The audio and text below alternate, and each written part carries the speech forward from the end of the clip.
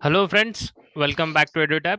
This is another session of Toppers interview. In this session, we have Rahul Agarwal, who was few days ago an aspiring student, who was an aspirant for NABARD Grade A, and today he is a NABARD Grade A officer. He has been selected in NABARD Grade A finance stream. So I take immense pride to welcome and we congratulate you, Mr. Rahul. Thank you, sir. So how's the feeling of having made it to NABARD Grade A? Sir, it was an amazing feeling because after seeing so many failures, finally I got success and my hard work finally paid off. So I was very happy. Okay. So, Rahul, we'll let us begin by informing our viewers regarding your background. So, kindly, briefly explain what is your background. Sir, I belong to a town Kotputli in Jaipur district of Rajasthan, and I had done my schooling and graduation from my hometown. After that, I pursued chartered accountancy course, Okay. and sir, I cleared it in 2018. Okay. After that, I have been preparing for UPSC Civil Services exam, Mm-hmm. and sir, last year I switched to other finance related exams after I could not clear UPSC mains in two consecutive attempts. Okay. So now I'm giving so many finance related exams where I have cleared 4 5 PSU exams and this NABARD exam, and I have given more than 10 interviews, including SEBI, PFRD, Okay. and Okay. other PSU exams. So, sir, this Okay. has been my journey so far. Okay. Okay. So, Rahul, is the internet connection fine because you were stuck in between for a while? It is fine, right? So it is fine from my side, I think. Because in between there is small pauses. Okay, anyways, so now Rahul, based on your journey, the question that comes to me is, you have seen multiple setbacks in the past while preparing for multiple competitive examinations. So now how did you keep yourself motivated despite those setbacks? Sir, मैं इसमें ये बताना चाहूँगा कि खासकर UPSC aspirants के लिए, क्योंकि उनको सेटबैक मिलने के चांसेस ज़्यादा होते हैं, Okay. डिस्पाइट क्योंकि वहाँ पे हार्ड वर्क और आपका रिजल्ट दोनों प्रोपोर्शनल नहीं होता है समटाइम्स। Okay. तो काफ़ी डिमोरलाइजिंग भी था, कभी-कभी ये लगता था कि क्या कुछ हो ही नहीं रहा है, इतनी मेहनत करी, 4 साल खराब हो गए, ये वो। तो जो नॉर्मल थॉट्स हैं, हर किसी को आते हैं, मुझे भी आते थे, Hmm. क्योंकि ह्यूमन बीइंग है, तो हमेशा मोटिवेटेड नहीं रह सकते हो। तो वो फेजेस हैं, वो आते हैं, बट मैंने फिर एक टाइम पे ये सोच लिया था कि नहीं, अब जॉब लेनी है, मतलब अपने हार्ड वर्क करते रहो, कभी न कभी तो रिजल्ट मिलना ही है। तो Okay. मेरा फिर ये था कि सेटबैक मिले, लेकिन फिर एक टाइम के बाद होता है ना कि अब तो बस दिल खुल गया, फिर मतलब इतना दिल पे लेना बंद कर दिया, फिर था कि बस करते रहो, लगे रहो, कहीं ना कहीं तो हो ही जाएगा। तो फिर Okay. वो वाला एटीट्यूड हो गया कि ठीक है, अब देखा जाएगा। Okay. So really deep तो सर inside, वही था Rahul. कि बस हाँ. एग्जाम्स दो। Mm-hmm. Yeah, please तो go सर ahead. मैं एक Hmm. चीज और ऐड करना चाहूंगा कि खासकर कि आपको बहुत सारे एग्जाम्स देने चाहिए। Hmm. आप सिर्फ एक ही एग्जाम पे डिपेंडेंट नहीं रहो, और वहाँ Okay. पे अपना बेस्ट दो, बट फिर भी एज ए बैकअप कह लो या एज ए जॉब सिक्योरिटी कुछ भी, तो आप बहुत सारे एग्जाम, उससे जो लर्निंग मिलती है ना, वो आपको हर एग्जाम में हेल्प करती है। Okay. जैसे यूपीएससी की प्रिपरेशन मुझे इधर इधर इन एग्जाम्स में काफी हेल्प मिली, Hmm. प्लस जो फाइनेंस एग्जाम्स मैंने काफी सारे दिए, सेबी, पीएफआरडीए, पीएसयूज के, तो सर एक टाइम के बाद होता है कि क्वेश्चन ही रिपीट होना शुरू हो जाते हैं। Okay. Mm-hmm. तो वो आपको हर जगह हेल्प मिलती है। आप सिर्फ एक एग्जाम में स्पेसिफिक प्रिपरेशन मत करो, थोड़ा इंटीग्रेटेड अप्रोच जरूरी होता है। Mm-hmm. So, this is what I have learned. okay, really deep insight. You have, resonated with what Lord Krishna has said in Mahabharata. Just do the process. They do not worry about outcome. I think you have totally lived that phrase as quoted by Lord Krishna. Rahul, I want to yes ask you a question. Ki, जैसे being a commerce graduate, chartered accountant, you have been studying, commerce for post your 10th standard. I think roughly more than what is the count? Can you tell me how many years you've been studying or 11 associated with? years I think 11 maybe, years oh, okay, 11 years. So, somewhere, despite you being an, I think there is no shortfall in the content that you need for clearing any exam. Despite that, you're falling short of making it to the final list in these exams. So, now tell us what are the learnings, what are the mistakes that you have made during this entire journey and that is in the entire journey as well as any subject specific, so that these learnings will be very handy for the future aspirants. Yes sir. तो sir success story तो सब बताते ही है, मैं थोड़ा failure story बताऊंगा ताकि हाँ फ्यूचर जरूर। एस्पिरेंट्स भी उससे सीख सकें कुछ। हाँ हाँ जी। तो सर एक तो लर्निंग यही है कि आपको जो भी एग्जाम आप दे रहे हो, आपको उस एग्जाम स्पेसिफिक प्रिपरेशन करनी ही पड़ेगी। For okay. एग्जांपल आप नाबार्ड का एग्जाम देने जा रहे हो, तो हम्म। आपको पूरा गो थ्रू करना पड़ेगा, जनरल अवेयरनेस, कंप्यूटर। आप ये नहीं सोच सकते हो कि आप यूपीएससी एस्पिरेंट हो, आपने सब कुछ पढ़ लिया है। जैसे last year sir general awareness का जो था, तो मेरा सेक्शनल कट ऑफ क्लियर नहीं हुआ था जनरल तो अवेयरनेस का, आपका ये नबार्ड सेकेंड डिस्पाइट अटेम्प्ट है? Getting 34 marks more than the overall cut off.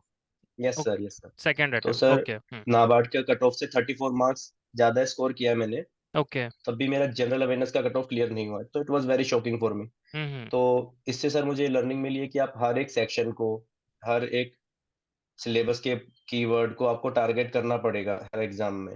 हम्म। जैसे सर इसमें कंप्यूटर, इसमें जो मेंस में इंग्लिश डिस्क्रिप्टिव है, तो आपको हम्म। टाइपिंग की प्रैक्टिस करनी पड़ेगी। जैसे यूपीएससी में रिटर्न एग्जाम होता है, तो इसमें टाइपिंग बिल्कुल altogether different interface, different, it's altogether different game. Okay. तो you have to be familiar with this pattern. Hmm.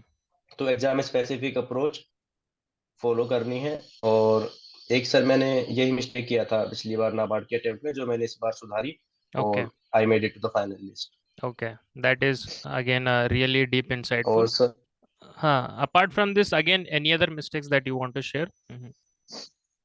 Yes sir. Sir second mistake was in interview which I had been doing in multiple attempts. Mm-hmm. कि sir interview में भी आपको जो है वहाँ पे, जो है पहले तो सर इतना आइडिया था नहीं इंटरव्यू का, कैसे प्रिपेयर करना है क्या है। Okay. तो सर फिर धीरे धीरे समझ में आया कि आप जिस ऑर्गेनाइजेशन में जा रहे हो उसके बारे में आप अच्छे से पढ़ के जाओ। तो मोस्टली सोर्स होता है एनुअल रिपोर्ट और बैलेंस Mm-hmm. शीट।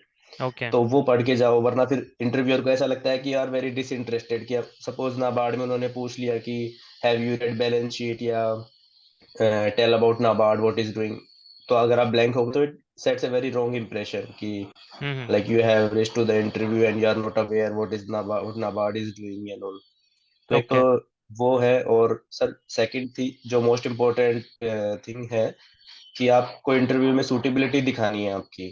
Mm-hmm. ये सर मैं सूटेबिलिटी इसलिए मेंशन कर रहा हूँ कि I I failed in 4 interviews before NABARD. Okay. So वहाँ पे जैसे मैं बोलता था कि I am preparing for civil services, और ये तो sir I could not make it to the final list. तो फिर आई Okay. रियलाइज्ड कि I have to change my strategy. Mm-hmm. So, which is honest reply also. Like I Mm-hmm. prepared for it, but now I have switched to finance related exams. Mm-hmm. तो sir ये specially UPSC aspirants के लिए है। तो Okay. I don't know why, but like you have Okay. To do this. तो राहुल, आपके journey से मुझे ये पता चलता है कि आपने पहले यूपीएससी एक ना जनरलिस्ट जॉब है, आप उसके लिए प्रिपेयर किए, फिर बाद में ये काफी specific finance stream related jobs आपने अपियर करना शुरू कर दिया। तो इस ट्रांजिशन के बारे में बताइए, मतलब how did you adapt to this transition and how difficult has it been this transition? Sir difficult तो स्टार्टिंग में था ही, क्योंकि एक तो वहां पे जैसे इतना आप इतना हार्ड वर्क करते हो उतना आपको रिजल्ट, एक तो प्रीलिम्स और मेंस की साइकिल में थोड़ा स्टक हो गया था कि हाँ, हम्म। एक बार प्रीलिम्स नहीं हो रहा है, एक बार मेंस नहीं हो रहा है, ऐसे 2-3 बार हुआ। ओके। तो उसके बाद से लगा कि नहीं, अब एज भी बढ़ रही है, आपको जॉब भी चाहिए, तो कहीं ना कहीं और फिर इससे आपका कॉन्फिडेंस भी बढ़ता है एक जॉब हाथ में होती है तो। हम्म। तो लगा कि स्विच करना चाहिए। तो इसमें सर मुझे हेल्प किया मेरा कॉमर्स बैकग्राउंड। तो okay. Chartered accountant, being a chartered accountant, I had I had commerce accountancy as optional in my UPSC, so hmm. which helped me in other exams also. And I had been reading economics and all these things in UPSC, so I was very familiar with the subjects and in these exams. So I was able to clear these exams. And again, exam specific approach, I sold past papers and okay. syllabus and all these things I have mentioned before. Hmm.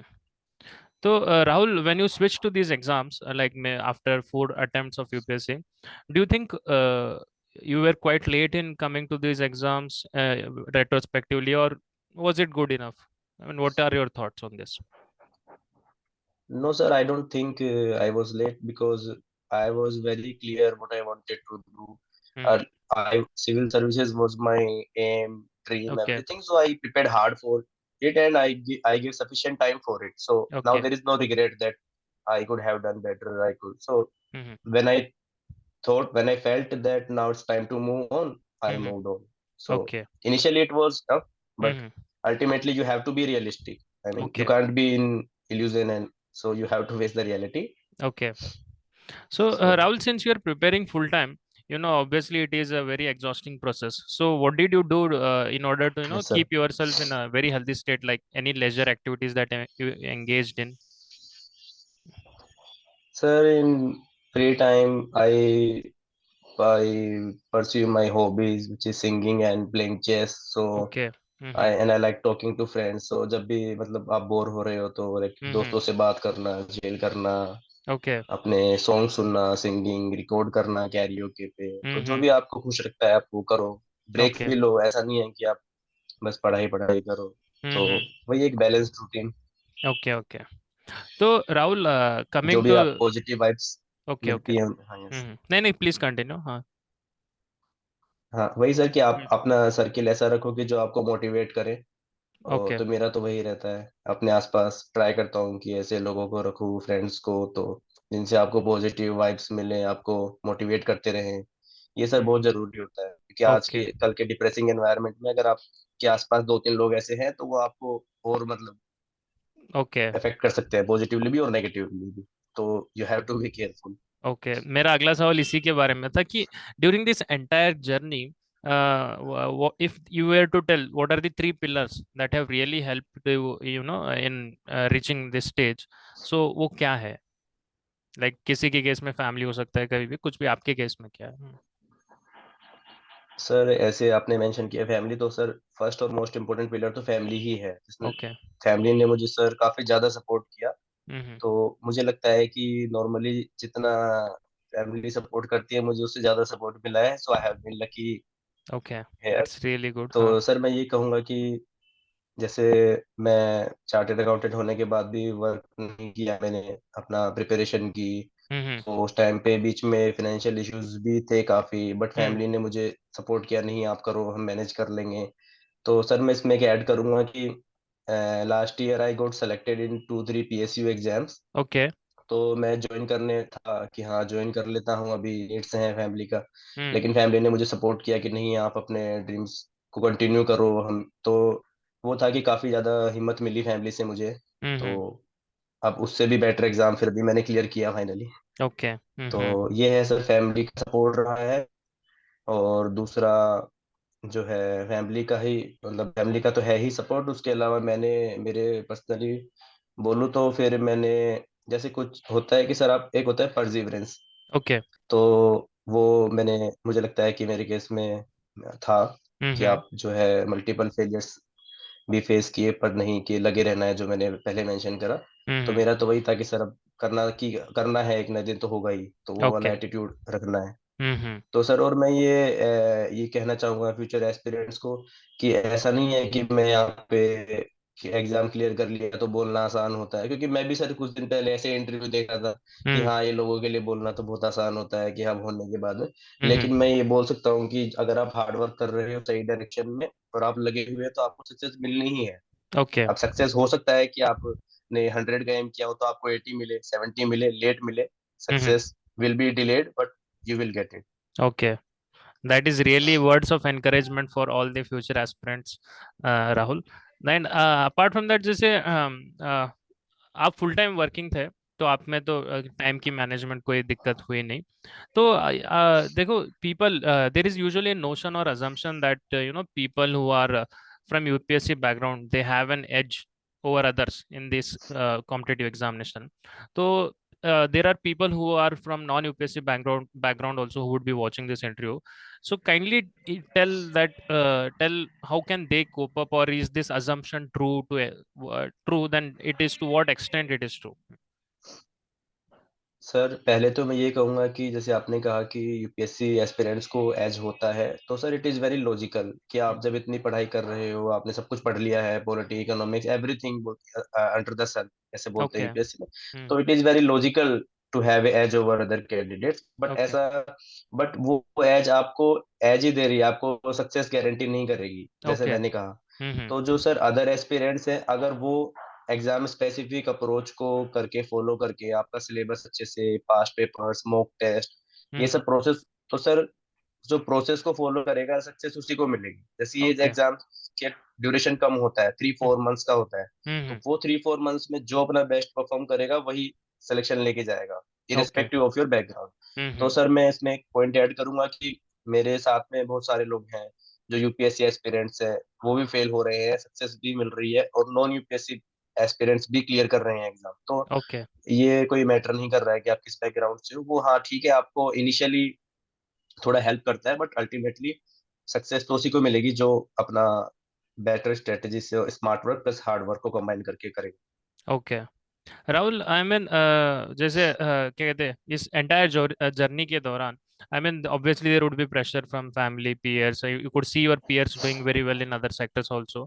So again, how did you manage or cope up with that? Because the people who might be watching this interview, they also might be sitting and they're still sitting preparing whole time for many years. So आपने कैसे manage किया? तो that will be a word of encouragement to them also.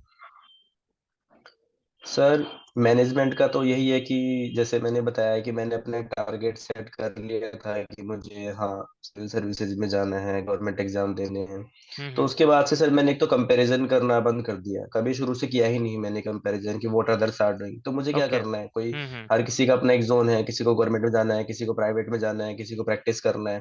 तो okay. Sir मैंने अपना target decide किया, that's it, अब करो, आप इधर उधर ज्यादा देखो मत कि कौन क्या कर रहा है। ओके। तो वो है एक तो कि हम्म। हाँ, ज्यादा कंपैरिजन नहीं करना है, आप अपनी मेहनत पे विश्वास रखो कि आप ओके। हार्ड वर्क कर रहे हो तो हम्म। आपको अपना रिजल्ट मिलेगा। ओके। और वही है इसमें। That pressure again. होता है, कभी कभी हम्म। लगता था सर, हम्म। कभी कभी तो लगता है, लास्ट लास्ट ईयर से स्पेशली काफी डाउनफॉल थे और काफी डिमोरलाइजिंग था लास्ट ईयर मेरे लिए, ये जो 1-1.5 साल रहा है, हम्म। उसमें लगता था पर ठीक था कि कोई बात नहीं, मतलब आप लगे रहो, अपना टाइम आएगा वैसे वाला। ओके। तो सही है। तो again really words of perseverance. encouragement from Rahul again. So friends, you can take that. Stop comparison. There's no point comparing with others. Everyone has their own journey. Rahul, आपको मैं ये पूछना चाहूंगा कि आपने यूपीएससी की प्रिपरेशन तो की थी, आप नबार्ड में जर्नलिस्ट स्ट्रीम से भी अप्लाई कर सकते थे, फिर भी you choose to appear from finance. तो what was your thought process during this? हाँ सर, ये जब डिसाइड किया मैंने, तो मैंने देखा कि जर्नलिस्ट स्ट्रीम का भी मेरा ऑलमोस्ट पढ़ा हुआ तो था ही, agriculture, economic, social issues, whatever was there in the okay. Syllabus. तो बट फाइनेंस में एक तो सर मुझे फाइनेंस मेरा बैकग्राउंड भी रहा है और मुझे हम्म। उसमें इंटरेस्ट भी है, प्लस पैटर्न फेमिलियर भी है उससे। हम्म। और फिर दूसरी सर, अल्टीमेटली जाके जॉब करनी है वहां पे, तो उसमें भी था कि हाँ शायद फाइनेंस में I can do better, I can better utilize my knowledge, okay. Whatever I have gain. Hmm. तो इसीलिए सर फिर मैंने फाइनेंस स्ट्रीम को opt किया, जब ओके। स्पेसिफिकली उसमें चार्टर्ड अकाउंटेंट के लिए वैकेंसी है तो I should apply for that. Okay. Okay. So, Rahul, let us talk about phase one in detail. So, I would like to inform that all the people who are viewing in phase one, there are 8 components: five are non-merit and three are merit section. Though five non-merits are reasoning, quantitative aptitude, English, computer knowledge, and the decision making. So, what was your strategy with regard to these components and the sources for your preparation? तो sir prelims की बात करें तो इसमें जैसे कि non merit और merit part होता है, तो इसमें जो एप्टीट्यूड वाला पार्ट है, तो Okay. वैसे सर मुझे एप्टीट्यूड वाला पार्ट मेरा ठीक था, but Mm-hmm. Still I never took A risk. तो एग्जाम स्पेसिफिक अप्रोच जो मैं बार बार मेंशन कर रहा हूँ, Okay. तो मैंने इसमें देखा कि क्वांट, रीजनिंग, इंग्लिश वो सब है, तो सर मैंने इस अटेम्प्ट में तो मैंने सेल्फ स्टडी की है। Last Mm-hmm. अटेम्प्ट में मैंने एडुटैप के वीडियोस फॉलो किए थे उसके लिए, Okay. इंग्लिश, क्वांट, रीजनिंग और शायद कंप्यूटर भी था। Mm-hmm. तो उन सब का मैंने पूरा एडुटैप का काफी स्ट्रक्चर्ड वीडियोज हैं, सिलेबस स्पेसिफिक, Mm-hmm. उन्होंने सब कुछ दिया हुआ है, आपको बस प्लेलिस्ट खोल लिए और Mm-hmm. क्वांट वो खुद ही प्रैक्टिस करवाते हैं उसमें कि हाँ आप ये क्वेश्चंस हैं, ये पैटर्न है, तो मुझे लगता है काफी टाइम भी सेव होता है और आप एकदम राइट डायरेक्शन में प्रिपेयर कर। तो Okay. वो प्रीलिम्स के लिए मैंने वो किया था।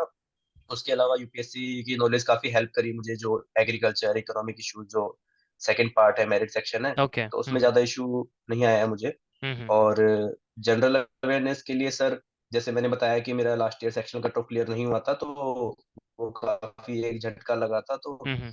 फिर वो इस बार मैंने काफी अच्छे से उसकी स्ट्रेटेजी बनाई कि Okay. जनरल अवेयरनेस के लिए मैं ये कहूंगा कि जो आईबीपीएस है वो लास्ट के 2-3 मंथ्स के करंट अफेयर ज्यादा पूछता है, उसमें भी वो भी प्रायोरिटी है कि लास्ट मंथ जो एग्जाम का है, जैसे सितंबर में एग्जाम है तो अगस्त के करंट अफेयर्स तो रट्टा मार लो, Mm-hmm. उसके अलावा फिर जुलाई, फिर जून, Okay. ऐसा। तो Okay. वो Okay. समझ में आ गया एक दो बार चोट खाने के बाद में। Mm-hmm. तो फिर वो प्रिपेयर कर लो, कोई भी मंथली कंपाइलेशन लेकर के, काफी Mm-hmm. सारी आती हैं जैसे। Okay. तो वो किया, प्लस सर फिल्म्स के लिए मैं ये कहूंगा कि जैसे कंप्यूटर भी है इसमें एक सेक्शनल, हाँ हाँ तो जी। आप उसको बिल्कुल भी इग्नोर मत करो, उसको आप Mm-hmm. अच्छे से प्रिपेयर करो। Mm-hmm. क्योंकि जैसे जनरल अवेयरनेस मेरी, बोलते हैं ना, मेरी नौकरी खा गया लास्ट ईयर, हो सकता है किसी और का कंप्यूटर अटक जाए। और ये Okay. सर काफी कॉमन है कि हमें ध्यान नहीं देते हैं छोटे छोटे कंपोनेंट पे, बट ये हमारा जो है सेक्शन अटका देते हैं, Mm. और फिर बस कुछ नहीं कर सकते हो आप, आपका साल Okay. खराब हो जाता है। Mm-hmm. तो फिल्म्स का तो सर यही कहूंगा मैं। Okay.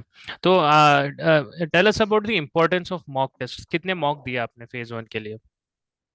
सर फेज 1 के लिए तो मैंने कोई मॉक नहीं दिया, Mm-hmm. क्योंकि उसका बस सेक्शनल कट ऑफ ही क्लियर करना होता है, और ज़्यादा कुछ है नहीं इतना उसमें।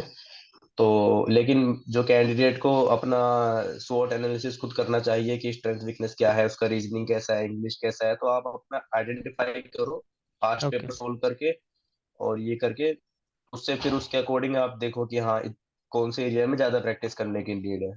Okay. तो इम्पोर्टेंस ऑफ रिवीजन के बारे में बताइए for the phase 1, how what is the importance of it? Sir revision तो बहुत इंपॉर्टेंट है, क्योंकि अगर मान लो कि मैंने क्वांट रीजनिंग या किसी का भी इंग्लिश भी है तो उसका भी आपको रिवाइज करना पड़ता है कि अच्छा कहीं पे क्वेश्चन टैग था, कहीं पे ये था, इसका हर चीज का एक पैटर्न होता है। तो आपको टाइम टू टाइम रिवाइज करना ही पड़ता है, तो आप बार बार उसको रिफ्रेश करते रहिए अपनी नॉलेज को। तो वो ओके आपको काफी हेल्प करती है, आपके टाइम भी सेव होता है एग्जाम में। ओके तो okay revision is very important ना, अल्टीमेटली आपको रिकॉल ही नहीं हो पा रहा है एग्जाम में, तो क्या फायदा कुछ भी पढ़ने का। Okay okay. So that was with regard to phase 1. So now let us talk about phase 2 in particular. In phase 2, there are two paper. One is descriptive English paper, and the other one is the subject-specific finance stream. In descriptive paper, we have three components: letter writing. The other one is the press writing, the essay. So, and before going to that, you have appeared for UPSC Civil Services. There, the exam was held in pen and paper mode, and here the interface is completely different. Like you have to type it online. So, how did you adapt to this interface, and what exactly were your sources for these different components of the descriptive English paper? तो sir पहले तो मैं ये कहूँगा कि UPSC में return exam की habit थी, और यहाँ पे कंप्यूटर पे इंटरफेस पूरा all together different thing. Okay. तो ये स्टार्टिंग में काफी डिफिकल्ट था, लेकिन मेरा हमेशा वही अप्रोच रहता है कि ठीक है अभी कंप्यूटर पे टाइप करना है तो ज्यादा सोचना नहीं है उसमें, बस आप कीबोर्ड लाओ, प्रैक्टिस करना शुरू करो। ज्यादा Okay. मतलब मैं ज्यादा उसमें नहीं जाता हूँ कि अरे ये कैसे होगा वो कैसे होगा, बस जो Mm-hmm. है प्रोसेस को फॉलो करो, आपको कंप्यूटर पे 3 क्वेश्चंस आएंगे। तो सर इसके लिए मैंने लास्ट ईयर जो अटेम्प्ट दिया था नाबार्ड का, उसमें मैंने एडटेप का वो लिया था, डिस्क्रिप्टिव इंग्लिश का टेस्ट सीरीज। Okay. तो उससे मुझे एक बेसिक फ्रेमवर्क पता चल गया था कि अच्छा ऐसे करना होता है, ऐसे ये सब ठीक है। Mm-hmm. तो वो वहां से ये हुआ। उसके अलावा सर मैं ये बताऊंगा डिस्क्रिप्टिव के लिए कि पहला तो इसमें जो है मैंने ग्रामरली पे इस बार प्रैक्टिस किया काफी, Mm-hmm. जो प्रीलिम्स के बाद में 15-20 डेज तक डेली डेली बेसिस पे। Okay. तो ये सारे ग्रेजुअल प्रोसेस है, ऐसा नहीं है कि आप एग्जाम के 4 दिन पहले आप 4-4 घंटे टाइपिंग कर रहे हो तो उससे नहीं होगा। मैंने डेली बेसिस पे हाफ एन आवर या 1 आवर का प्रैक्टिस किया। तो Okay. सर उसमें मुझे ये पता लगा कि जैसे कंप्यूटर पे टाइप करना कितना मुश्किल होता है, वो Mm. मुश्किल इन द सेंस कि जैसे मुझे याद है कि मैं उसमें जब ग्रामरली पे चेक कर रहा था तो मैंने देखा कि मैंने ऑडिटर की स्पेलिंग गलत लिख दी, जो कि Okay. मतलब मैंने हजारों बार कहीं पढ़ी होगी, तो Mm-hmm. Due to my background. तो सर लिखना और टाइप करना ना एक डिफरेंट, तो आपको वहां से पता लगेगा जब वो रेड एरर। और सर एक एक बात और है इसमें Mm-hmm. कि जैसे जब कंप्यूटर पे देखा मैंने, तो मैं देख रहा हूँ कि मैंने ए एन द आर्टिकल्स का तो मैं यूज ही नहीं कर रहा हूँ, क्योंकि सर Mm-hmm. यूपीएससी में इतना फास्ट लिखना होता है ना कि वो हैबिट चली जाती है एक बार एक Okay. टाइम। तो वो भी मुझे पता चला कि अच्छा ये मुझे ध्यान रखना है, गवर्नमेंट नहीं द गवर्नमेंट। तो सर Okay. ऐसे वो बार बार जब उसमें आता है ना रेड एरर, Mm-hmm. तो वो आपके दिमाग में बैठ जाता है। Okay. और जैसे कोटेशन भी अगर आपको लिखना है तो उसका भी एक फॉर्मेट है, मुझे पता चला कि Mm. आपको कोमा लगाना है, फिर इन्वर्टेड कोमा, फिर पहले फुल स्टॉप, फिर इन्वर्टेड कोमा क्लोज। वरना सर आपने बहुत अच्छा कोट लिख दिया कि गांधी जी ने ये कहा है Mm-hmm. ना, health is the real wealth not the, Mm-hmm. ऐसे करके। लेकिन सर क्या हुआ, कंप्यूटर ने आपका एरर मार्क किया और आपका जो भी हाफ मार्क कितना भी डिडक्ट होता है वो चला गया, आपको हम्म। मार्क्स मिलने चाहिए थे, आपके कट गए मार्क्स ओके। होशियारी के चक्कर में। हम्म। तो मुझे लगता है कि सर इसीलिए आपकी प्रैक्टिस करना बहुत जरूरी है कि आप किसी भी एग्जाम में जा रहे हो। तो मैंने ओके। ग्रामरली का है, मुझे स्कोर अभी आया नहीं है, लेकिन मुझे लगता है कि आई इम्प्रूव। और सर एक बात और इसमें, हम्म। कि जो कंप्यूटर का इंटरफेस है, तो मैंने जो पीएफआरडी का मेंस दिया था लास्ट अटेम्प्ट में, उसमें मेरा इंग्लिश का सेक्शन कट ऑफ क्लियर नहीं हुआ था। ओके। उसमें सर मेरा फर्स्ट एग्जाम था कंप्यूटर पे। हम्म। तो उसमें पैराग्राफ चेंज करना था मुझे, मैंने स्पेस किया और एंटर कर रहा हूँ तो वो नेक्स्ट लाइन में स्विच ही नहीं कर रहा है, मुझे लगा नहीं होता होगा, तो मैंने पूरा ओके। कंटिन्यूएशन में लिख दिया। हम्म। तो मुझे इंग्लिश में फेल हो गया, तब ओके। रियलाइज हुआ कि अच्छा ये भी एक मिस्टेक हुई मुझे। तो मैं हम्म। ये भी कहूंगा फ्यूचर एस्पिरेंट्स को कि मतलब ये मिस्टेक रिपीट ना करें, आप अच्छे से फेमिलियर हो जाए, ओके। पूरी नोटिफिकेशन को, पूरे इंस्ट्रक्शंस को सब पढ़ें कि आप। हम्म। तो मैंने वो सीखी, फिर इस बार मैंने उसका भी इंटरव्यू दिया है, रिजल्ट अवेटेड है। तो ये ओके। है कि ऐसे इम्प्रूव किया मैंने अपनी मिस्टेक्स को आइडेंटिफाई करके। ओके। ओके। तो हम्म। तो वो ठीक रहा। एंड कमिंग टू जैसे प्रेसी के लिए आपने क्या सोर्सेस में रेफर किए, एसए के लिए और लेटर राइटिंग के लिए? सर लेटर राइटिंग के लिए तो मैंने बस फॉर्मेट देख लिया लेटर का, कि आपको कैसे पूरा एक फॉर्मेट पहले याद कर लो कि ऐसे से लिखना होता है आपको, यहाँ पे सेंडर से एड्रेस, यहाँ पे रिसीवर से एड्रेस, डेट यहाँ लिखना है। हम्म। क्योंकि एक फॉर्मेट के ही ज्यादा मार्क्स होते हैं, फिर इंग्लिश तो फिर कोई भी लिख देता है। ओके। फॉर्मेट अगर गलत है तो फिर आपके मार्क्स कट नहीं मिलेंगे ओके। मार्क्स। हम्म। तो वही मैंने जैसे, वो यूट्यूब पे मिल जाता है, अवेलेबल होता है, एडुटेप के में तो भी वीडियोस फॉलो करे हैं, और भी जहाँ से जो मिल जाए फॉर्मेट देख लो एक बार। ओके। तो ये मैंने लेटर के लिए किया। और प्रेसी में तो वही मैंने बस टेस्ट सीरीज लगाई थी लास्ट ईयर, तो उसी से थोड़ा एक आइडिया लग गया था, अच्छा ठीक है, वन थर्ड में लिखना होता है और वर्ड लिमिट को एक्सीड नहीं करना है। Word hmm. Limit I always adhere to the word limit, okay. Be it essay, precis और लेटर। हम्म। ये था। और सर लेटर के लिए तो ऐसे में तो ये था कि ड्यू टू माय बैकग्राउंड, तो ऐसे के लिए तो ऐसा कुछ प्रिपेयर नहीं करना होता है, ओके। क्योंकि उस यूपीएससी में 1200 वर्ड्स के ऐसे लिखने की हैबिट होती है, यहाँ पे तो 200 300 कुछ होता है। हम्म। हाँ बस ऐसे में मैं ये कहूंगा कि कुछ चीजें हैं जो आप ऐड कर सकते हो, जैसे for example climate change case क्या है, हम्म। तो जैसे सस्टेनेबल डेवलपमेंट गोल नंबर 30, या कॉन्स्टिट्यूशन के आर्टिकल, हम्म। आईएनडीसी टारगेट, कोई पोर्ट है, हम्म। या गवर्नमेंट की स्कीम्स हैं, तो ये सब चीजें मेंशन करने से एनरिच हो जाता है कंटेंट हमारा। ओके। तो ये है सर। ओके। सो आपने कितने मॉक टेस्ट प्रैक्टिस किए थे इंग्लिश के लिए, फुल मतलब 1.5 आवर का पेपर के लिए?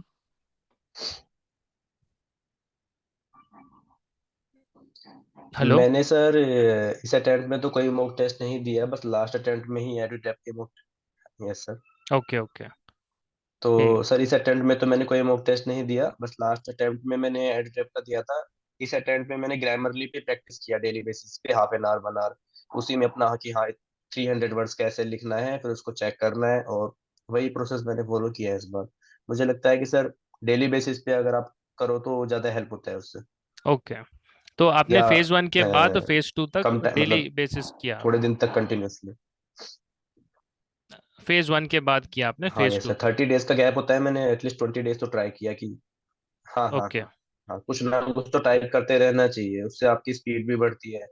और ये है। ओके। तो coming to paper 2, finance paper, जिसमें मैं बता दूं ऑल द व्यूवर्स को कि 50 मार्क्स रहते हैं objective and 50 marks is descriptive. तो फर्स्ट ऑफ ऑल एक बहुत बड़ा कंसर्न है कि फाइनेंस स्ट्रीम में कोई रिसोर्सेज अवेलेबल है नहीं वगैरह। तो all the future aspirants who are no preparing और specifically targeting NABARD with no UPSC background, तो आप उनके लिए भी एक करेक्ट गाइड कर देते थ्रू दिस इंटरव्यू, तो उनके लिए भी काफी हेल्पफुल रहेगा। तो यस सर डेफिनेटली, बिकॉज मैं भी जब प्रिपेयर कर रहा था तो इसके लिए कुछ मटेरियल या कुछ भी अवेलेबल है नहीं, और यूट्यूब पे भी कुछ ज़्यादा मिला नहीं था मुझे, तो मैंने फिर खुद की ही अपनी स्ट्रेटेजी बनाई, हम्म। जो मैं शेयर करना चाहूँगा। ओके। तो सर एक तो फिनेंस के लिए भी जो इन्होंने सिलेबस दिया हुआ है, काफ़ी वास्ट डिटेल्ड सिलेबस दिया हुआ है। तो सर ओके। मुझे ऐसा लगता है कि जिस एग्जाम में सिलेबस प्रोवाइडेड है, तो आपका 50-60% काम तो उन्होंने आसान कर दिया है, कि अब ओके। आपको वही पढ़ना है। हम्म। तो मैंने तो सर सिलेबस को फॉलो किया, और आईसीआई का जो मटेरियल है वो फॉलो किया, जो हम्म। इंटरमीडिएट का मोस्टली। ओके। तो बस सिलेबस का कीवर्ड को देखो, और आईपीसीसी का मटेरियल ओपन किया, उसमें से उसकी रीडिंग करो, और उसमें से जो कीवर्ड्स हैं या जो लगता है कि हाँ ये मैं भूल सकता हूँ, उन्हीं को नोट डाउन किया, सब कुछ नहीं लिखना है सर, क्योंकि इतना टाइम होता नहीं है। जैसे फॉर एग्जांपल ये है कैपिटल बजटिंग है, तो उसमें ओके। जैसे पे बैक रेसिप्रोकल है, उससे हम्म। क्या मिलता है आईआरआर। तो जैसे ये एक फैक्ट है कि हाँ ये मुझे शायद भूल सकता हूँ मैं, तो उसको लिख लिया।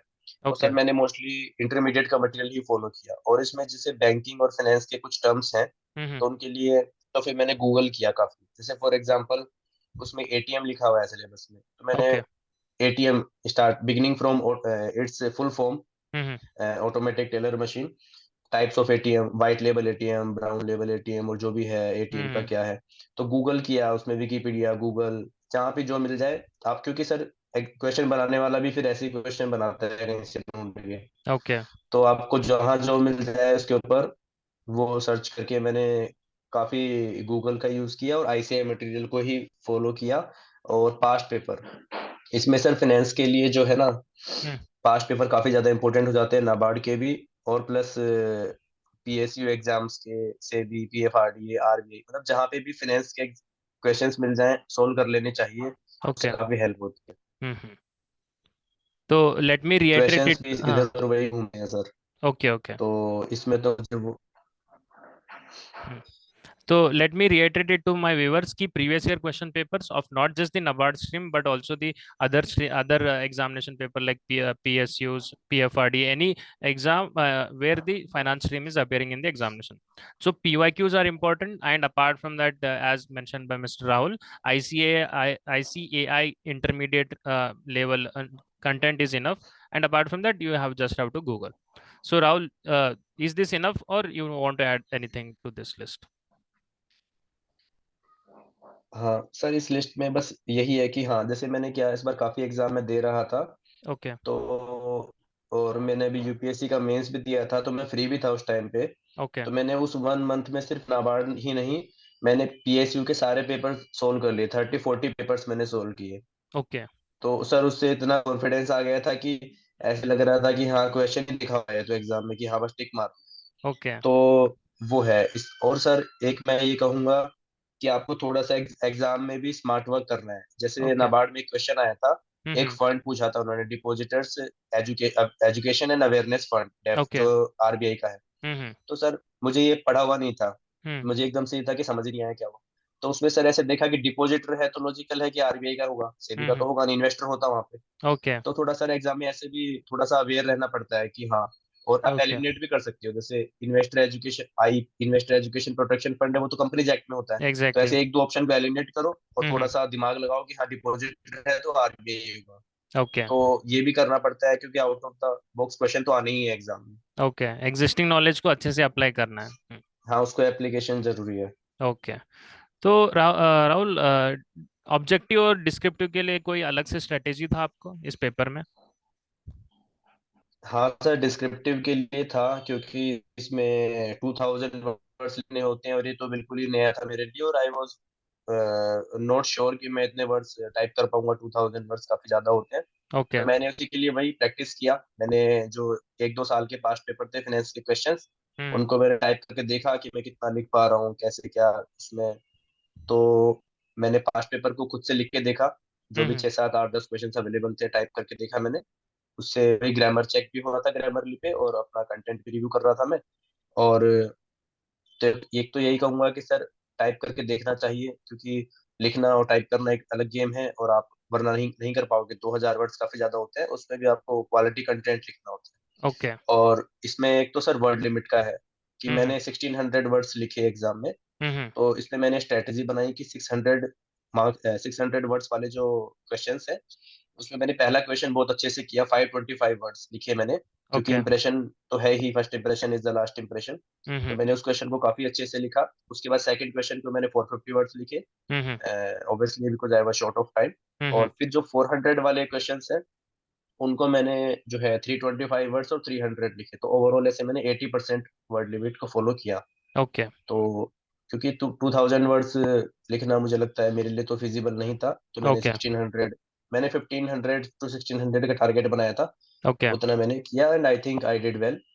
ओके। तो यही है सर, एक तो वर्ड लिमिट का है, हम्म। दूसरा कंटेंट का। तो सर जो सिलेबस तो कॉमन ही है, वही टॉपिक्स आपको पढ़ने हैं। और जो आप एमसीक्यूज के लिए पढ़ रहे हो, बस थोड़ा सा उस अप्रोच से पढ़ना है, कैसे टाइप करना है, तो फिर कैसे कैसे पॉइंट्स बनाने हैं। इसमें हाँ, सर एक तो स्ट्रक्चर का भी इम्पोर्टेंट रोल है, तो हम्म मैं तो वही फॉलो करता हूँ, इंट्रोडक्शन, मेन बॉडी और कंक्लूजन। हम्म जैसे कुछ ई कॉमर्स पे क्वेश्चन था, तो आप उसको डिफाइन कर दो हम्म। अच्छे से, ई कॉमर्स को क्या है एग्जांपल, फिर टाइप्स ऑफ ई कॉमर्स, तो बुलेट पॉइंट्स में मैंने लिखा था 1 2 3 4 करके, तो ओके आप 6 7 8 पॉइंट बना दो, एलेबोरेट कर दो, फिर एक कंक्लूजन, कंक्लूजन भी जरूरी है। ओके तो बस ये फॉर्मेट है। ओके। राहुल, मुझे एक सवाल याद आया कि जब आपने बोला कि पीएसयू के पेपर आपने सॉल्व किए थे, वो अवेलेबल है मार्केट में? कहाँ से मिलते हैं वो, अगर कोई जानना चाहता है उसके लिए? हाँ सर, वो मिल जाते हैं, ये काफी सारी टेस्ट सीरीज हैं पीएसयू एग्जाम्स के, तो कहीं भी मिल जाएंगे वो। ओके, तो एक नॉट कोई एन इशू। डिफिकल्ट नहीं है इतना। हम्म। मैंने तो, हाँ कोई इशू नहीं है सर, मैंने तो काफी सारे एग्जाम दे भी दिए हैं, तो 8 10 पेपर तो मेरे पास खुद के ही थे मेरे, और ओके। मैंने बाकी ओवरऑल ऐसे 30 पेपर सोल्व किए सर। ये तो स्पेशली जो फाइनेंस के एग्जाम्स दे रहे हैं, हम्म। उनके लिए तो मुझे लगता है करने ही चाहिए आपको पीएसयू के 30 papers plus okay NABARD, RBI, SEBI, PFRDA, इन सभी के पेपर। ओके और इन इनफैक्ट ये सारे एग्जाम्स देने चाहिए खुद जाके, क्योंकि ओके पेपर सोल्व करना और एग्जाम देना ये खुद का एक्सपीरियंस होता है वहां पर जाके। Okay okay. As rightly said Rahul. तो आपने फुल लेंथ मॉक टेस्ट दिए थे पेपर टू के? नहीं सर। ओके, ठीक है। तो when you cleared NABARD grade phase two, so what was the feeling having made it to the interview? हाँ सर, फीलिंग अच्छी थी, और उसके साथ में काफी डर भी था, क्योंकि मैंने काफी सारे मेंस के क्लियर किए हैं, मैंने काफी सारे इंटरव्यू दिए थे, फिर फाइनली इंटरव्यू में जाके मेरा नहीं हो पा रहा था कहीं पे। एक ओके। तो कंपटीशन भी था, और हम्म। वो था कि लेकिन अब फाइनली निकालने के बाद ही खुश होऊंगा, अब तो वो वाला एटीट्यूड हो गया था कि, ओके ओके। तो अभी तो हम बस इंटरव्यू तैयारी के, में लग गया था इंटरव्यू की। ओके ओके, हाँ हाँ जी, इंटरव्यू के बारे में बात करते हैं। जैसे इंटरव्यू की तैयारी आपने कैसे की है? Basically there are two components of interview preparation two aspect, one is HR based question, the other one is your technical based. तो आपने कैसे प्रिपेयर किया इसके लिए? सर एक तो मैंने जैसे स्टार्टिंग में मेंशन किया इंटरव्यू में कि ऑर्गेनाइजेशन के बारे में, एनुअल रिपोर्ट, और उसमें भी with special emphasis on it's balance sheet. Okay. तो वो अच्छे से, स्पेशली नाबार्ड में तो काफी क्वेश्चंस पूछे जाते हैं बैलेंस शीट पे हम्म। और इसके एनुअल रिपोर्ट पे। तो ओके मैंने वो बहुत अच्छे से प्रिपेयर करके नोट्स बना लिए थे कि हाँ, मुझे कोई भी क्वेश्चन नाबार्ड से रिलेटेड आया तो मुझे अच्छे से आंसर करना है। ओके। एक तो मैंने वो किया था, मेनली तो मेरा सोर्स वही था। हम्म। उसके उसके अलावा जैसे मैंने काफी सारे इंटरव्यूज दिए, तो वो मुझे हेल्प हुई, सेबी, पीएफआरडीए, पीएसयूज की। तो ओके। वो भी मुझे काफी हेल्प हुई कि हाँ ठीक है, वो क्वेश्चंस भी घूमते रहते हैं, वही बॉन्ड वर्सेस डिबेंचर, और हम्म। सारे क्वेश्चंस भी फिक्स हो जाते हैं इनके। हम्म। तो सर ये मैंने एक तो ये किया इसके लिए। दूसरा बैंकिंग का इंटरव्यू था, तो बैंकिंग टर्म्स भी मैंने रिवाइज कर ली थी काफी सारी, कि हाँ बेसिक नॉर्म्स, रेशियोज, कैपिटल हम्म। एडिकेसी, और ये सब है, तो वो पूछ ही लेते हैं। जैसे कई बार पूछ लेते हैं कि व्हाट इज बैंकिंग, अब आप सब हम्म। कुछ पढ़ के चले गए हो, लेकिन वो याद नहीं आ रहा व्हाट इज बैंकिंग। ओके। हाँ। तो ऐसे थोड़ा बैंकिंग के टर्म्स गूगल किया, यूट्यूब किया, ओके। जो भी जहाँ मिल जाए, तो थोड़ा सा। दूसरा सर, जैसे जो एनुअल रिपोर्ट जब पढ़ रहा था, तो मैं वहां पे भी ऐसे कर लेता हूँ, कोई भी टर्म मेंशन किया कि जैसे कि हाँ, टायर 1 कैपिटल, टायर 2 कैपिटल, तो मैं ऐसे हम्म। मन में रिवाइज कर लेता हूँ कि हाँ मुझे क्लियर है, whether I am able to explain it to someone और नॉट। हम्म। वरना फिर उसको भी गूगल करके, तो मैं ये फॉलो करता हूँ कि जहाँ भी जो कीवर्ड दिखता है उसको एक बार मन में रिवाइज कर लेता हूँ कि ठीक है। ओके। तो ये सर मैंने ऐसे प्रिपेयर किया। और इंटरव्यू में सर मैं थोड़ा अपना एक्सपीरियंस शेयर करना हाँ हाँ, चाहूंगा जरूर, इसमें। हाँ जी। तो इंटरव्यू में जैसे काफी वो रहता है कि पता नहीं क्या ग्रिल कर देंगे, क्या पूछ लेंगे, हम्म। तो मैंने सर, मैं बताना चाहूंगा कि मैंने 10 प्लस इंटरव्यूज दिए हैं, और मेजर मेजर एग्जाम सभी के इंटरव्यू दे दिए हैं। ऐसा कुछ भी नहीं होता है इंटरव्यू में, ये सब मिथ है। हम्म। और काफी, हाँ कई जगह थोड़ा बहुत हो जाता है, ठीक है, बट वो ऐसा नहीं है कि इंटेंशनली आपको डिमीन करने के लिए है, वो एक ओके। इंटरव्यू का पार्ट होता है। बाकी मेरा तो एक्सपीरियंस ये है कि सर पैनल काफी कोर्डियल था, स्पेशली हम्म। नाबार्ड का। ओके तो उन्होंने मुझे कंफर्टेबल किया, आराम, काफी बोलने का मौका दिया, मैं जहां भी अटक रहा था तो उन्होंने हिंट भी दिए कि हाँ बताओ, कोई बात नहीं, ये नहीं, दूसरा क्वेश्चन बताओ। ओके। तो जैसे और सारे एक इंटरव्यू में एक क्वेश्चन मुझसे पूछा गया कि आप नाबार्ड का बैलेंस शीट पढ़ा है आपने? तो हम्म। मैंने कॉन्फिडेंस से बोल दिया कि यस आई हैव रेड। तो हम्म। उन्होंने पूछा कि अच्छा, इसका प्रॉफिट एप्रोप्रिएशन बताओ, और उसमें डिविडेंड का परसेंटेज कितना है ये बताओ। ओके। तो प्रॉफिट एप्रोप्रिएशन तो मैं रट्टा मार के गया था, ये थ्री थ्री कंपोनेंट्स हैं वो सब मैंने बता दिए। हम्म। और सर डिविडेंड परसेंटेज तो मुझे याद नहीं आया, तो मैंने पोलाइटली कह दिया कि sorry sir, somehow I miss the dividend part. Hmm. तो सर ने कहा कि you missed it because it is not there. फिर okay. And everyone started laughing. Okay. तो वो ऐसे भी आपका चेक करते हैं कि सपोज मैंने ऐसे बोल दिया होता कुछ भी कि हाँ इतना है, तो हम्म। मतलब आप, तो वो ये सब भी टेस्ट किया जाता है इंटरव्यू में। ओके। तो फिर उसके बाद में ऐसे दो तीन बार किया है मेरे साथ उन्होंने इंटरव्यू में। हम्म। और एक तो ये है सर कि आपको झूठ नहीं बोलना है, जो भी आता है तो तीन चार क्वेश्चन में मैंने क्लियरली बोल दिया नहीं आता मुझे। हम्म। और एक कुछ इंडिया पे था तो मुझे अभी रिसेंटली नहीं याद आया, मैंने क्लियरली बोल दिया कि sir currently I am not in okay. Touch with India, तो उन्होंने, हम्म। वरना मुझे दिख रहा था कि वो तीन चार क्वेश्चन और पूछेंगे। हम्म। तो क्लियरली मैंने बोल दिया पोलाइटली। और ओके। यही था सर। और बाकी टेक्निकल तो होता ही है, इंटरव्यू फाइनेंस स्ट्रीम का था। हम्म। तो काफी क्वेश्चंस थे, बॉन्ड वर्सेस डिबेंचर।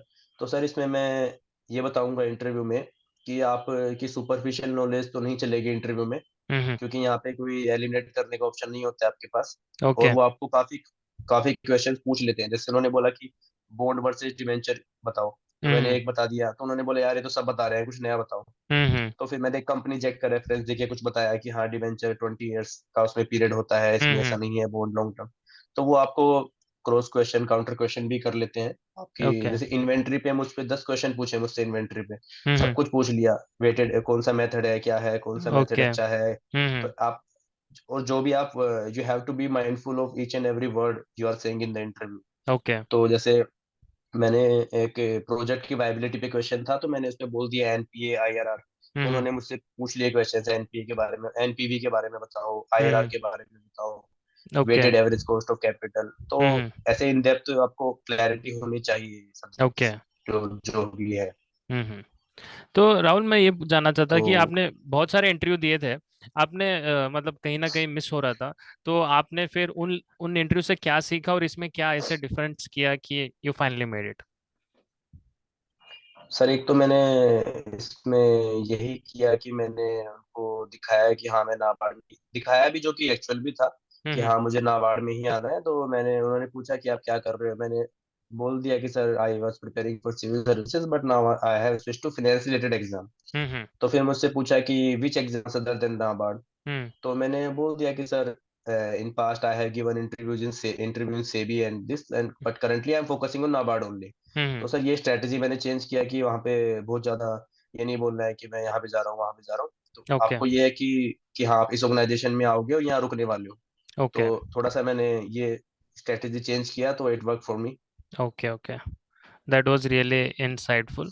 और अपार्ट फ्रॉम दैट, आपने इतने सारे इंटरव्यू तो दे ही दिए थे, आप मॉक इंटरव्यू वगैरह दिए थे या नहीं? नहीं सर अभी तो मॉक इंटरव्यू, क्योंकि बैक टू बैक काफी सारे इंटरव्यूज दिए हैं मैंने। अभी पीएफआरडीए का भी दिया है अभी, ओके। जनरल और फिनेंस दोनों स्ट्रीम में मेरा वेटेड है रिजल्ट। हम्म। तो अभी फिर उसी में प्रैक्टिस हो रही थी मेरे, तो लाइव इंटरव्यू ही मॉक थे मेरे तो। ओके। ओके। काफी इंटरेस्टिंग जर्नी रहा आपका। तो आई थिंक यू आपने ट्रांसक्रिप्ट्स भी गए नहीं थे शायद, you did not go through the transcripts of previous candidates. वो कुछ देखी थी सर मैंने, जो ओके। टेलीग्राम ग्रुप पे मुझे चार पांच टास्क मिली थी, उसी से मुझे थोड़ा आइडिया भी लगा था कि हाँ ठीक है, बैलेंस शीट पे नाबार्ड के काफी क्वेश्चंस पूछे जा रहे हैं। ओके। तो मैंने वो थोड़ा सा ज्यादा फोकस किया था उस पे। ओके। ओके। ट्रांसक्रिप्ट देखनी चाहिए सर, जहाँ भी जो अवेलेबल हो देख। इनफैक्ट नाबार्ड की ही नहीं, जैसे मैंने बार बार मेंशन कर रहा हूँ कि आप नाबार्ड का इंटरव्यू देने जा रहे हो, आप सभी की आरबीआई की भी देखो ट्रांसक्रिप्ट, क्यों नहीं, क्योंकि क्वेश्चंस ओके। तो वही होते हैं ना। आप हम्म। बस ऑर्गेनाइजेशन स्पेसिफिक क्वेश्चंस को हटा दो, ओके। बाकी तो क्वेश्चंस वही होते हैं। हम्म। आपको यहाँ क्यों आना है, आप अपनी जॉब क्यों छोड़ रहे हो, आप कितने टाइम से क्या कर रहे थे, हम आपको क्यों हायर कर रहे हैं। तो वो हम्म। क्वेश्चन तो सेम ही रहने हैं। ओके। अब बैलेंस शीट तो बैलेंस शीट ही है आपका, हम्म। तो किसी भी कहीं भी देख लो। Okay. So that was very insightful session, Mr. Rahul. Matlab, I think we have covered, almost your entire journey and different aspects that must be that might be important for the upcoming aspirants also. Any parting advice that you want to suggest to the future aspirants who are preparing for specifically finance stream of NABARD grade exam? तो sir मैं अपने interview को conclude करते हुए कुछ points हैं जो मैंने बनाए थे, जो फ्यूचर Okay, जी। एस्पिरेंट्स को ध्यान में रखने चाहिए। हम्म। एक तो सर स्पेशली फाइनेंस एग्जाम वालों की बात करें, हाँ तो जी। आपको ज्यादा से ज्यादा फाइनेंस एग्जाम देने चाहिए। ओके। अगर आपका गोल है कि ठीक है नाबार्ड में ही जाना है कोई बात नहीं, पर तब भी आपको और फाइनेंस रिलेटेड एग्जाम देने चाहिए। जैसे PSUs के एग्जाम है, ONGC है, जो अच्छे अच्छे एग्जाम्स हैं, आपको देने चाहिए। उससे आपको इतना हेल्प मिलेगी कि आपको खुद रियलाइज होगा कि अच्छा। इसके Okay. अलावा पास्ट पेपर और सिलेबस, ये Hmm. दोनों तो आपके ऐसे होने चाहिए कि बस सबसे आपके स्टडी टेबल के सामने होने चाहिए। Okay. कि सिलेबस तो आपके सामने, सिलेबस तो सर सबसे गाइड है, मतलब Hmm. सिलेबस के बिना तो कुछ है ही नहीं। Okay. अगर आप सिलेबस के फॉलो नहीं करके जा रहे हो तो मतलब कि ऐसा है कि आप इधर उधर भाग रहे हो डायरेक्शन लेस। तो आप अपनी फेलियर इंश्योर कर रहे हो अगर आप सिलेबस को फॉलो नहीं कर रहे हो। Okay. और एग्जाम में सर ज्यादा से ज्यादा क्वेश्चंस अटेम्प्ट करें, क्योंकि जितना कम अटेम्प्ट करोगे स्कोर कम ही होगा। तो मेरा तो Okay. एक्सपीरियंस यही है सर। मैं तो Hmm. पूरे 100% अटेम्प्ट करता हूँ। Okay. तो एक भी क्वेश्चन नहीं छोड़ता हूँ, चाहे कुछ Hmm. भी गैस, क्योंकि कई बार सबकॉन्शियस माइंड में कुछ होता है कि हाँ ये लग रहा है कहीं तो पढ़ा था सुना था। तो मतलब ऐसा नहीं कहूंगा कि ब्लाइंडली आप इस पे जाएं। अपना मॉक टेस्ट में आप आइडेंटिफाई करें कि अच्छा आपकी एक्यूरेसी कितनी है, आपका ज्यादा करने पे आपका स्कोर कितना बढ़ रहा है। आप Hmm. 40 अटेम्प्ट करते हो तो कितना, 45 अटेम्प्ट करते हो तो कितना। ये सब मॉक Okay. टेस्ट में ही करना है, एक्सपेरिमेंट एग्जाम में जाके नहीं करना है। Hmm. बट मैं सजेस्ट करूंगा कि ज्यादा से ज्यादा क्वेश्चन अटेम्प्ट करें, मॉक टेस्ट ज्यादा से ज्यादा अटेम्प्ट करें। और थोड़ा सा ना एलिमिनेट करना भी सीखें। तो Okay. वो एलिमिनेशन एक्चुअली इंटेलिजेंट गैस होता है। जैसे इसमें सर मैं एक एग्जांपल दूंगा। जैसे एक तो मैंने वो डेफ फंड डिपॉजिटर्स फंड का एग्जांपल दिया, हाँ हाँ जी। जो RBI वाला। एक और है सर कि जैसे ये क्वेश्चंस बनाते हैं तो जैसे डेट पूछी कि ये एक्ट कब एनफोर्स हुआ, हम्म तो उसमें ये चार ऑप्शन देंगे। एक एक है कि अप्रैल, एक है जून, दो हम्म ऑप्शन होंगे अक्टूबर के। हम्म तो अक्टूबर के सर मेरा तो एक्सपीरियंस यही है कि फिर वो अक्टूबर वाले दो ऑप्शन में से ये का आंसर होगा, क्योंकि वो ओके एग्जामिनर ने बनाया कि हाँ अक्टूबर 5 आंसर है, फिर उसने कंफ्यूज करने के लिए डाल दिया अक्टूबर 15 भी। ओके तो ये तो एक सर छोटा सा एग्जांपल था। तो इसीलिए मैं कहूंगा कि आप पास्ट पेपर सारे सोल्व करो, PSUs के, फाइनेंस के, जो भी एग्जाम है। हम्म उससे ये सब चीजें आप खुद ही सीखोगे, मतलब मेरे बताने से नहीं समझ आएगी किसी को जब तक आप खुद ओके नहीं करोगे। हम्म तो ऐसे, तो मैं तो सर यही मतलब यही सजेशंस थे मेरे, जो ओके एस्पिरेंट्स को फॉलो करने चाहिए to ensure okay your success. Hmm क्योंकि it's very competitive exams sir. Exactly so that was a really insightful session. We wish you all the best in the upcoming years also, Rahul, and thank you, and it was nice talking to you. Thank Thank you you sir. friends. That's all we have in this particular interview session. Bye.